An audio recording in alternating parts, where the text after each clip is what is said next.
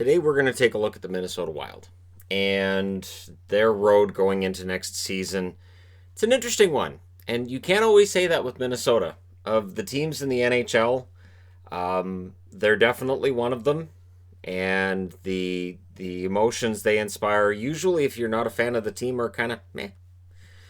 And they need to really commit to making this an exciting, fun team to watch and have a direction that's not mediocre. Because it's been since 2003 that things have been kind of just mediocre for Minnesota, and that's got to change. They definitely have a huge fan base, and they need to reward them with a team that's either good or a full-on rebuild to become a really good team, or retool, whatever you want to call it. General manager, of course, is Bill Guerin. He seems to get it, and he seems to be willing to make some major changes in the offseason. Dean Evison, I thought, did a good job as coach, so definitely, I think, belongs behind the bench for them. And for Minnesota, that's where it starts. It starts with a strong coach and a strong GM, and I think they have both of those. Now, of course, they lost the play-in round 3-1 against Vancouver, and in that series, really, it was goaltending did them in. If the goaltending had been just a little bit better, odds are they would have at least taken Vancouver to 5, if not straight up defeated them. And it's not that Stalock played badly. It's just that once Vancouver got past game 1, they didn't have an answer in Minnesota for Vancouver. And even though game 4 was a wild, crazy, all over the place game, Vancouver won it. Minnesota's out, and here we are. So when we look at their top 6 forwards, Parise's in it, and yet there were rumors he was on his way to New York to join the Islanders, and then that sort of fell apart at the last moment. So Parise may very well still find his way out of Minnesota. Now, what's changed with the whole Parise thing, too, of course, is that we're looking at a flat cap that we weren't looking at the trade deadline. We are looking at a situation where the Islanders right now could potentially go pretty far in the playoffs. They're already in round 2. They got out of the play-in round, so they've already technically played 2 rounds of playoffs. They're probably feeling pretty good about themselves. I do wonder if the market has soured on Parise in New York. Eric Stahl, where's he at? And is he still going to be top 6 next year? Probably. Should he be? This is where the question marks come up about their center depth. Fiala's fantastic. He was their best player against Vancouver. It wasn't even close. And so I would expect to see him on the top line next year. Zuccarello had a up and down first year as a Minnesota Wild player. The only concern I would have would be maybe his best days are behind him at this stage. Are we already at that point with Zuccarello? Can he rediscover some of that magic he had in New York as a member of the Wild? Eriksson Ek, I like Eriksson Ek a lot, but I think he's best suited to be maybe a second or third line center. Definitely not a first. So we'll see what kind of role Eriksson Ek's expected to play going forward. I think there's more offense there than we've seen so far. And of course, Kaprizov is expected to be a top 6 forward next year.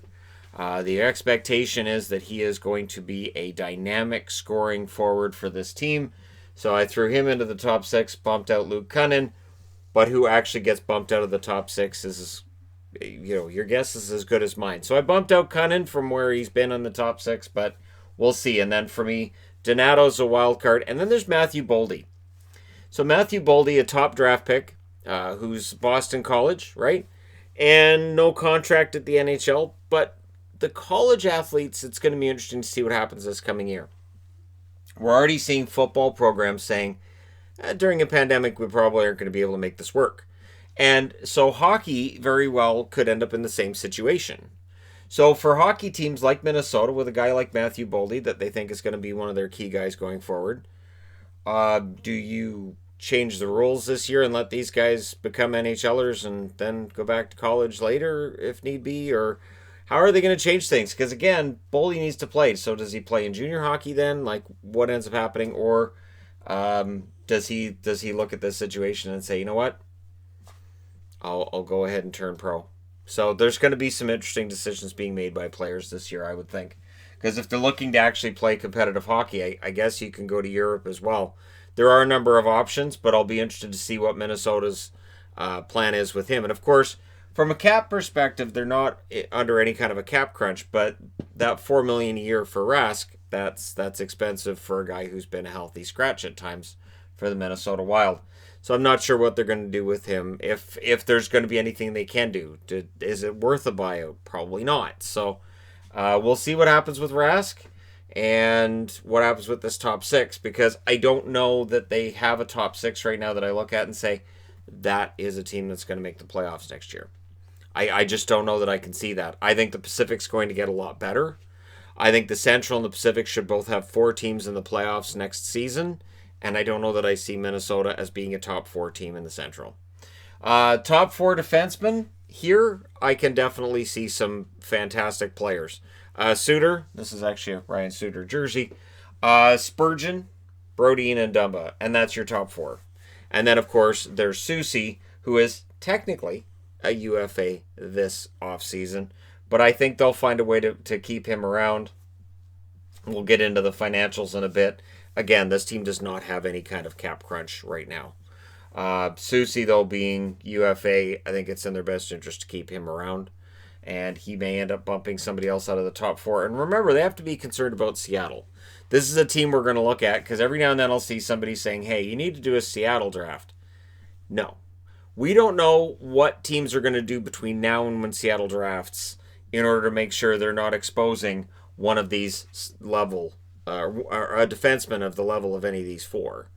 So unless Minnesota does something revolutionary and says, you know what, we'll get Ryan Suter to waive any clauses in his contract and expose him, knowing Seattle won't take him, it's going to be interesting to see what Minnesota does.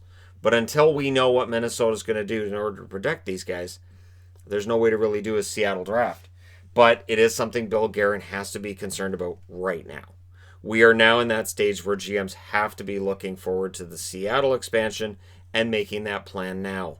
Because last-minute decisions is where you end up being roped into a trade that you look back on later and say, wow, we really gave Seattle great players and probably should have planned this out ahead of time.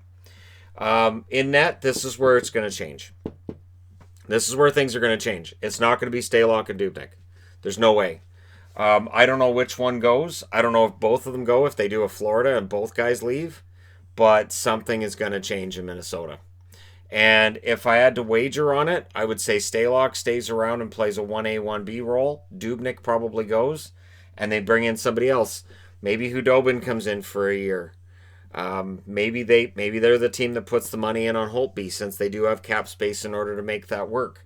And if you add Holtby, does that make them closer to being a playoff team? Or are we looking at them a year from now and saying they probably shouldn't have thrown that money on Holtby? It's going to be a very, very interesting time for them when it comes to goaltending. And then there's Kakkonen. Kakkonen played pretty well when he got called up.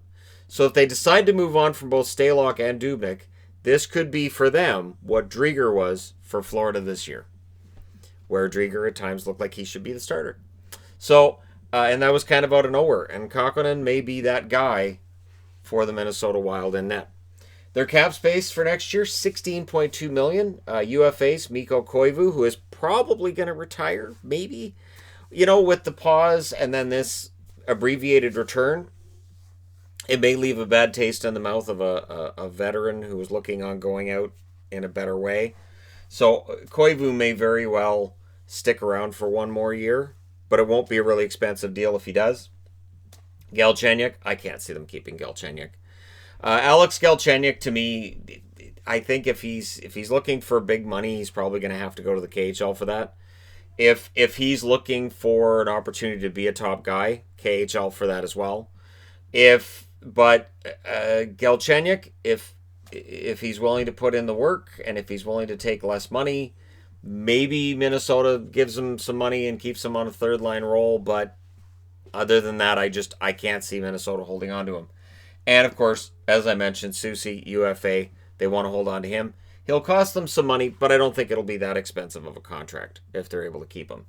RFAs, Luke Cunnin, Jordan Greenway, Nico Sturm. None of these guys are going to get massive raises. So none of these names are going to end up eating into that $16.2 million cap by enough to prevent them from going out and spending money on another free agent, should they decide to.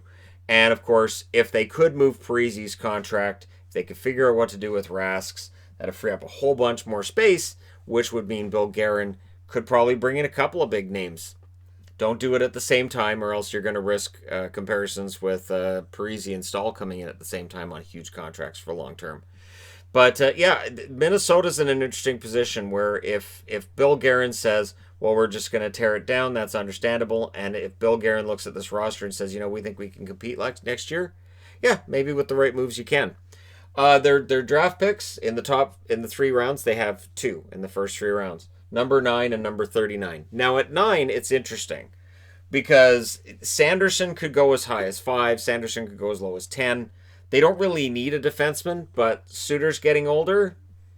And if they picked up Sanderson, Sanderson does project to be a pretty solid NHL defenseman. He has a high floor. The ceiling could be anywhere, but the high floor means he will be an NHL level defenseman by all scouting reports. Raymond, if he dropped to 9, and I know people are going to say, Raymond's not going to drop to 9. He shouldn't. But there's Rossi, there's Holtz. There's going to be a goal scorer that's going to be available to them in this spot. Maybe Perfetti. But again, whatever name I mention with this draft, whether it's Rossi, Raymond, Holtz, Perfetti, there's going to be somebody who goes, oh, that guy won't be available at 9 because this draft is stacked. So for Minnesota, they need to hit one out of the park. And then that second rounder at 39, that's where if they take a forward in the first round, I would take a defenseman in the second round and vice versa. Probably a defenseman in the first round if you do that, then a forward in the second. They do need forwards though, so if they went with 2 centers, I don't think that would bother anybody either. And Rossi's a pretty good center who might be ready to make the team right out of the gate. So we'll see what they do. It's going to be an interesting offseason in Minnesota. You can't always say that, but this year it will be an interesting offseason for Minnesota. What do you think Minnesota needs to do in the offseason? Do you think it's time for, okay, we got to tear this down and do an actual build?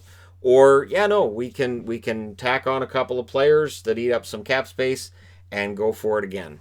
Let me know your thoughts. Hit like and subscribe if you're browsing your way through. You just happened upon this video. Thank you guys so much for watching, for all your support. I will talk to you again soon.